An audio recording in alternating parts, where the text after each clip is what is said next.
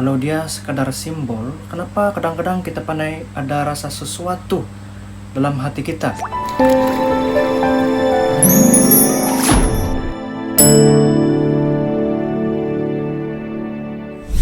Shalom saudara-saudari. Semasa pandemik COVID-19, semua gereja di seluruh dunia ditutup. Ekaristi tidak dapat dirayakan di gereja dengan jumlah umat yang ramai. Tapi Ekaristi sebenarnya tidak pernah berhenti. Setiap padri masih merayakan Ekaristi secara pribadi dan dengan jumlah umat yang sangat kecil. Oleh itu, Ekaristi tidak pernah terhenti dan gereja tidak pernah tutup sepenuhnya. Di seluruh dunia juga kita mengikuti misa secara online. Apabila kita mengikuti misa secara online ini, kita menerima spiritual communion ataupun komuni rohani. Dan dia sebenarnya tidak sama dengan menghadiri misa kudus secara fisikal. Ternyata kuasa doa itu betul-betul hebat. Dengan doa-doa kita semua, kita kini kembali dapat merayakan misa kudus ataupun Ekaristi secara fisikal. Hampir semua gereja di seluruh daesis di Malaysia sudah buka ataupun mau sudah buka gereja untuk kita umat awam menghadiri misa kudus secara fisikal. Jadi mungkin baik juga kita ulang kaji sedikit pemahaman kita mengenai Ekaristi ini, supaya apabila kita kembali menghadiri misa kudus ataupun Ekaristi, ia memberi sedikit makna dan pembaharuan dalam kehidupan kita.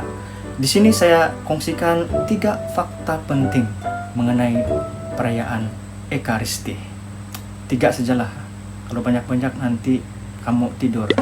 Fakta yang pertama, Ekaristi bermaksud kesyukuran.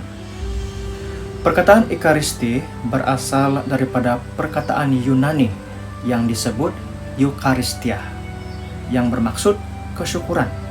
Pada mulanya, istilah Ekaristi ini merujuk kepada doa kesyukuran agung, yang mana bahagian sebelum konsekrasi. Itu merupakan litigi awal gereja. Namun kemudiannya istilah Ekaristi ini merujuk kepada seluruh perayaan Ekaristi, mewakili litigi sabda dan juga litigi Ekaristi itu sendiri. Jadi Ekaristi bermaksud kesyukuran. Dalam kehidupan seorang Kristen, kesyukuran ataupun bersyukur merupakan satu anugerah ataupun satu rahmat yang dapat kita ungkapkan untuk menemukan tujuan hidup dan menguatkan kita menjalani hidup seterusnya. Fakta yang kedua, Ekaristi adalah sumber dan puncak kehidupan seorang Kristen. Ekaristi adalah sumber dan puncak kehidupan Kristen. Pernyataan ini berasal daripada Konsili Vatikan yang kedua, yang mewakili dokumen gereja yang dinamakan Lumen Gentium nomor 11. Lumen Gentium bermaksud the light of the nation. Katekismus Gereja Katolik ataupun KJK nomor 1324 juga ada menguraikan mengenai Ekaristi sebagai sumber dan puncak kehidupan Kristen. Jadi apakah itu Ekaristi sebagai sumber dan puncak kehidupan Kristen? Untuk senang mau paham, kita bayangkan cahaya. Dari manakah sumber cahaya itu? Daripada matahari. Begitu juga dengan sumber kehidupan rohani seorang Kristen berasal daripada Ekaristi. Sebab apa? Sakramen adalah perbuatan Kristus. Kita ada sakramen pembaptisan, sakramen penguatan, pengurapan orang sakit dan sebagainya. Itu adalah perbuatan Kristus.